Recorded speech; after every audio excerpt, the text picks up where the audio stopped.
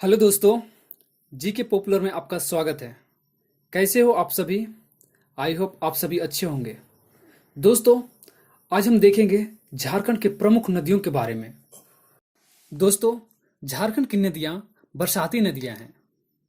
दूसरे शब्दों में कहें तो झारखंड की नदियाँ बरसात के महीने में पानी से भरी रहती हैं, जबकि गर्मी के महीने में सूख जाती हैं।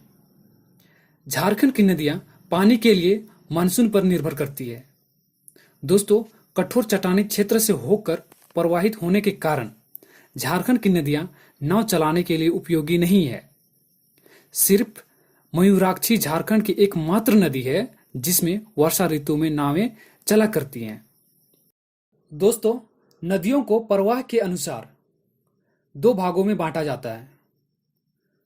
पहला है उत्तरवर्ती नदियां, दूसरा पूर्ववर्ती या तो कह सकते हैं दक्षिणवर्ती नदियां। दोस्तों, चलिए अब हम लोग देखते हैं पहला उत्तरवर्ती नदियां। दोस्तों, उत्तरवर्ती नदियां झारखंड के पठारी भाग से निकलकर उत्तर दिशा की ओर बहती है और फिर बहते हुए गंगा या उसकी सहायक नदी में मिल जाती है। सोन नदी, उत्तरी कोयल नदी, पुनपुन नदी, फल्गु नदी, सकरी नदी और चानन नदी, ये सभी उत्तर दिशा की ओर बहती है। तो दोस्तों, अब चलिए उत्तरवर्ती नदियों का संक्षिप्त परिचय जानते हैं। पहला नदी है सोन नदी। दोस्तों, सोन नदी का उद्गम स्थल है मैकल पर्वत के अमरकंटक की पहाड़ी, जो मध्य प्रदेश के अनूपपुर जिले में स्थित है। दोस्तों, सोन नदी का सहायक नदी है उत्तरी कोयल नदी और इसका मुहाना है गंगा नदी। अपवा क्षेत्र बोले तो पलामू व गढ़वा से होकर बहती है। दोस्तों, दूसरा है उत्तरी कोयल नदी। उत्तरी कोयल नदी का उद्गम स्थल है छोटा नागपुर पठार में उत्पन्न होती है, फिर लातेहार जिले में नेतेरहाट में पूर्व में गुजरती है। यह नदी हैदरनगर से पश्चिमोत्तर से सोन नदी में विलय हो जाती है। दोस्तों, इसका मुहाना है सोन नदी। सहायक नदी है औरंगा व अमानत। इसका अपवाह क्षेत्र है गढ़वा, पलामू, लातेहार आदि से गुजरती हुई जाती है। दोस्तों, तीसरा नदी है पुनपुन नदी। पुनपुन नदी का उद्गम स्थल है उत्तरी कोयल प्रवाह क्षेत्र के उत्तर से और इसका मुहाना गंगा नदी है। पुनपुन नदी के सहायक नदी है दारधा व मोरहर। दोस्तों, पुनपुन नदी का उपनाम है कीकट और बामागधी। दोस्तों, चौथा नदी है फल्गु नदी। फल्गु नदी का उद्गम स्थल है छोटा नागपुर पठार का उत्तरी भाग, यानी झारखंड के पलामू जिले से निकलती है।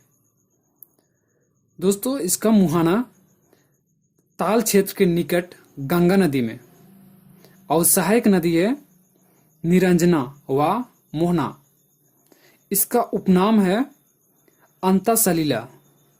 दोस्तों, फल्गु नदी का विशेषता भी है, वह है पितृ पक्ष के समय दूर दूर से यात्री फल्गु स्नान के लिए आते हैं और पिंडदान करते हैं।